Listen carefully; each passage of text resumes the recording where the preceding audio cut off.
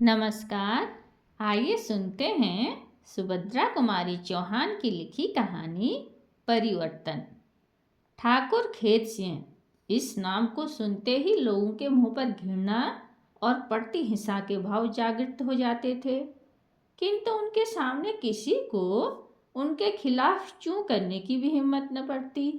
प्रत्यक्ष या अप्रत्यक्ष किसी भी रूप से कोई ठाकुर खेत सिंह के विरुद्ध एक तिनका नहीं ला सकता था। खुले तौर पर उनके विरुद्ध कुछ भी कह देना कोई मामूली बात न थी।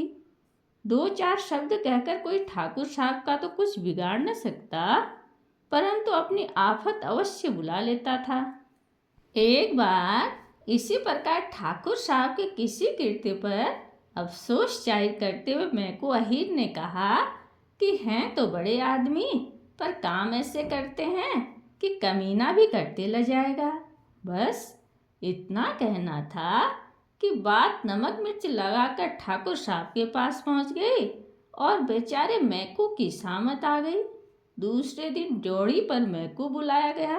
दरवाजा बंद करके भीतर ठाकुर साहब ने मैको की खूब मरम्मत करवाई और साथ ये ताकीद भी कर दी गई कि यदि इसकी खबर जरा भी बाहर गई तो इस बार गोली का ही निशान बनेगा।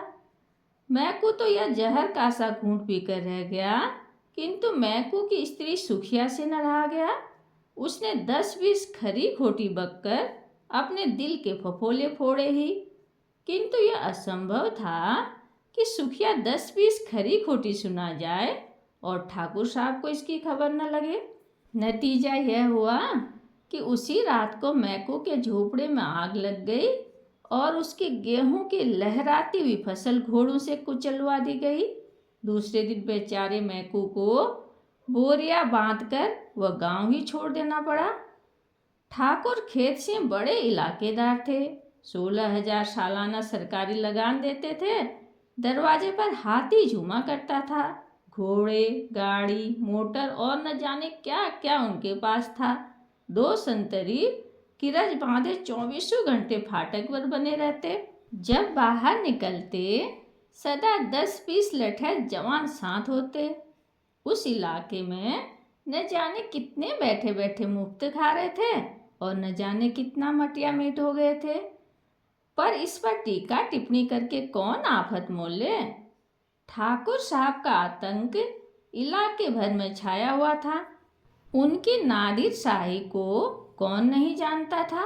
किसी की सुंदर बहू बेटी ठाकुर साहब के नज़र तले पड़ भर जाए और उनकी तबीयत आ जाए तो फिर चाहे आकाश पाताल एक ही क्यों न करना पड़े, किसी न किसी तरह वह ठाकुर साहब के जनान खाने में पहुंच ही जाती थी। स्टेशन पर भी उनके गुर्गे लगे रहते, जो सदा इस बात की टोह में रहते कि कोई सुंदरी स्त्री यहाँ पर आ जाए तो वह किसी प्रकार बहकाकर धोखा देकर ठाकुर साहब के जनान खाने में दाखिल कर दी जाए।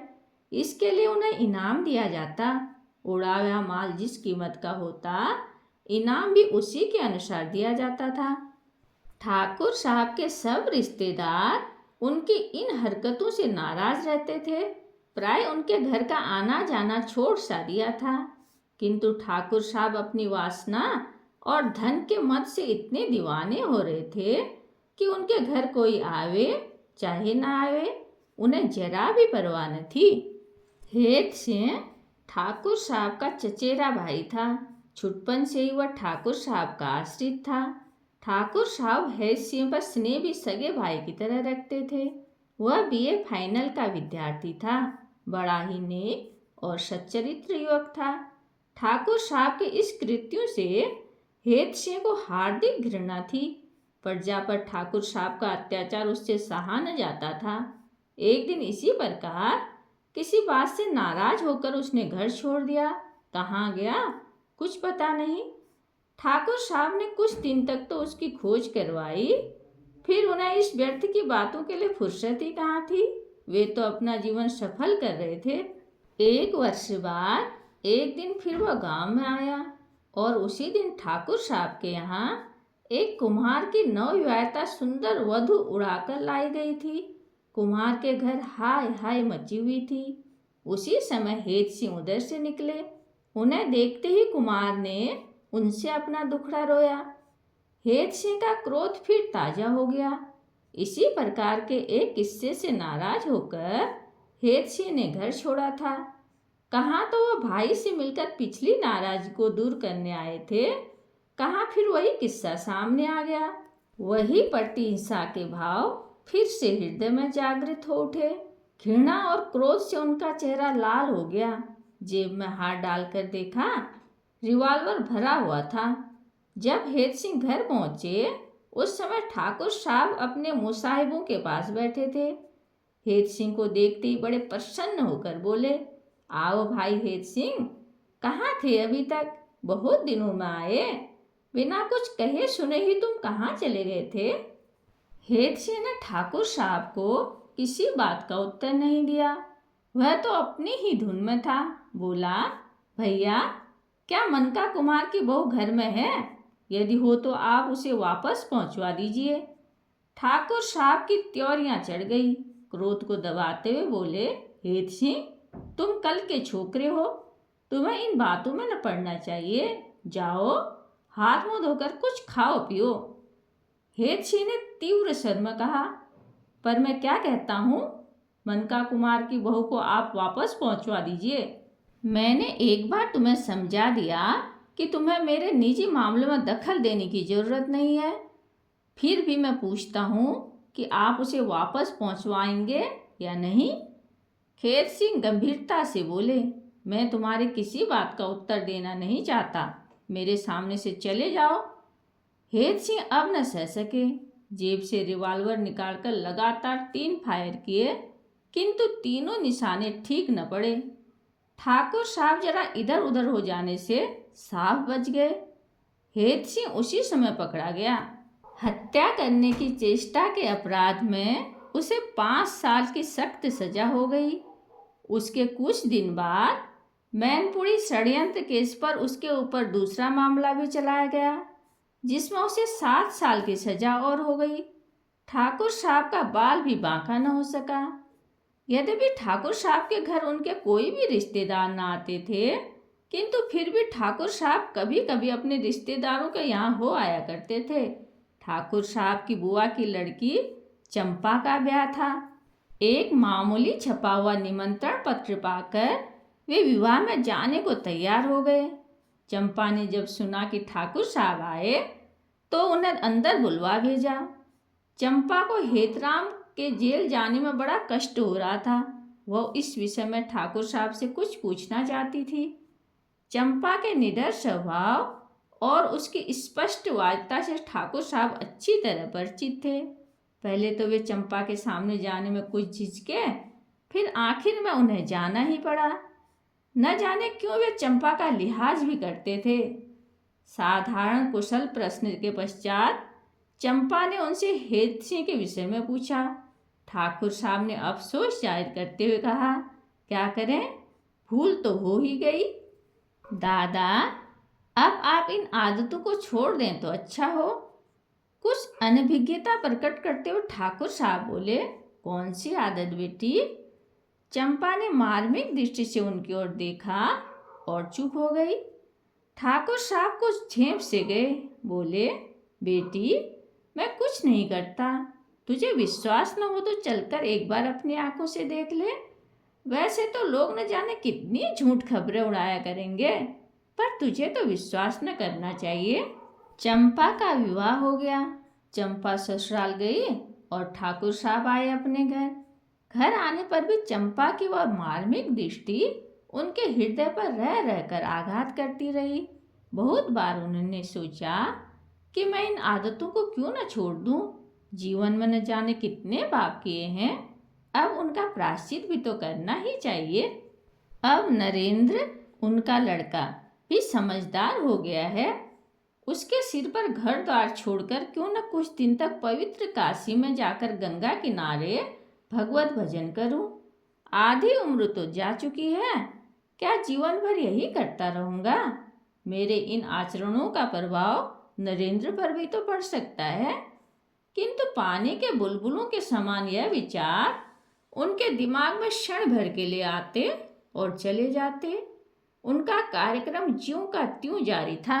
विवाह के कुछ दिन बाद चंपा के पति नवल किशोर के मित्र संतोष ने नवल किशोर और चंपा समेत घर आने का निमंत्रण दिया और यह लोग संतोष कुमार को बिना किसी प्रकार की सूचना दिए ही उनके घर के लिए रवाना हो गए। सूचना न देकर यह लोग अचानक पहुंचकर संतोष कुमार और बड़ी अम्मा को आश्चर्य में डाल देना चाहते थे। चंपा और नवल किशोर अलीगढ़ के लिए रवाना हो गए। रास्ता बड़े आराम से कटा। गर्मी तो नाम को न थी। रिमझिम बरसता हुआ पानी बड़ा ही सुहाना लग रहा था। जब वे लोग अलीगढ़ स्टेशन पर उतरे उस समय कुछ अंधेरा हो चला था। गांव स्टेशन से 5-6 मील दूर था, इसलिए नवल ने सोचा कि स्टेशन पर ही भोजन करके तब गांव के लिए रवाना होंगे। चंपा को सामान के पास बिठाकर नवल भोजन की तलाश में निकला। हलवाई की दुकान पर सब चीज़ें तो ठीक थी, पर पूरियां जरा ठंडी थी। वह ताज़ी पूरियां बनवाने के लिए वहीं ठहर गया। इधर सामान के पास अकेले बैठे बैठे चंपा का जी उबने लगा। वह एक पुस्तक निकालकर पढ़ने लगी। थोड़ी देर के बाद ही एक आदमी ने आकर उनसे कहा कि बाबूजी होटल में बैठे हैं, आपको बुला रहे हैं। पर वे तो खाना यहीं लाने वाले थे ना। होटल यहाँ से करीब ही है। वे कहते हैं कि आप वहीं चल के भोजन कर लें, कच्चा खाना यहाँ लाने में सुविधा न पड़ेगा। उठते उठते चंपा ने कहा, सामान के पास कौन रहेगा? सामान तो कुली देखता रहेगा, आप फिक्र न करें, 10 मिनट में तो आप वापिस आ जाएंगी। क्षण भर तक चंपा ने न जाने क्या सोचा, फिर उस आदमी के साथ चल दी। स्टेशन के बाहर पहुंचते ही उस आदमी के पास के एक मकान की तरफ इशारा करके कहा, वह सामने होटल है, बाबूजी वहीं बैठे हैं। चंपा ने जल्दी जल्दी पैर बढ़ाए। पास ही एक मोटर खड़ी थी। उस आदमी ने पीछे से चंपा को उठाकर मोटर में डाल दिया। मोटर 9-2-11 हो गई। चंपा का चीखना चिल्लाना कुछ भी काम न आया। आधे घंटे के बाद जब नवल खाना लेकर लौटा तो चंपा का कहीं पता न था। इधर उधर बहुत खोज की, गाड़ी का एक एक डिब्बा ढूंढ डाला, पर जब चंपा कहीं न मिली तो लाचार हो पुलिस में इत्तला देनी पड़ी। परदेश में वह और कर ही क्या सकता था। किंतु वहाँ की पुलिस भी ठाकुर साहब द्वारा कुछ चांदी के सिक्कों के बल पर सब कुछ जानती हुई अनजान बना दी जाती थी। फिर भला एक परदेसी की क्या सुनवाई होती। जब नवल किसी प्रकार चंपा का पता न लगा सका तो वह संतोष कुमार के गांव भी न जा सका। वहीं धर्मशाला में ठहरकर चंपा की खोज करने लगा। मोटर पर चंपा बेहोश हो गई थी। होश आने पर उसने अपने आप को एक बड़े भारी मकान में कैद पाया। मकान की सजावट देखकर किसी बहुत बड़े आदमी का घर मालूम होता था। कमरे में चारों तरफ 4 बड़े बड़े शीशे लगे थे। दरवाजों और खिड़कियों पर सुंदर रेशमी पर्दे लटक रहे थे।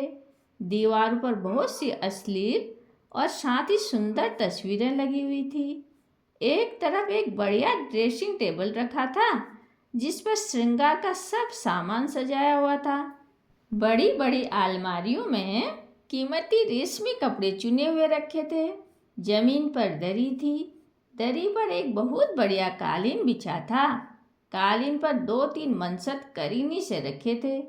आसपास 4-6 आराम कुर्सियां और कोच पड़े थे। चंपा मनसत पर गिर पड़ी और खूब रोई।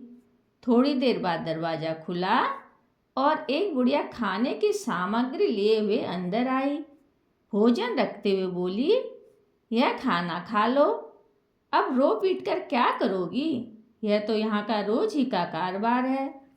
चंपा ने भोजन को हाथ भी न लगाया। वह रोती ही रही और रोते रोते कब उसे नींद आ गई वह नहीं जानती। सवेरे जब उसकी नींद खुली, दिन चढ़ाया था। वहाँ पर एक स्त्री पहले ही से उसकी कंघी चोटी करने के लिए उपस्थित थी। उसने चंपा के सिर से कंघी करनी चाहिए, किंतु एक झटके से चंपा ने उसे दूर कर दिया। वह स्त्री बड़बड़ाती हुई चली गई। इस प्रकार भूखी प्यासी चंपा ने 1 दिन और 2 रातें बिता दी। तीसरे दिन सवेरे उठकर चंपा शून्य दृष्टि से खिड़की के बाहर सड़क की ओर देख रही थी। किसी के पैरों की आवाज सुनकर ज्यों ही उसने पीछे की ओर मुड़कर देखा, वह सहसा चिल्ला उठी, दादा! ठाकुर खेत सिंह के मुंह से निकल गया। बेटी, उस दिन से उस गांव की किसी स्त्री पर कोई कुदृष्टि न डाल सका। धन्यवाद।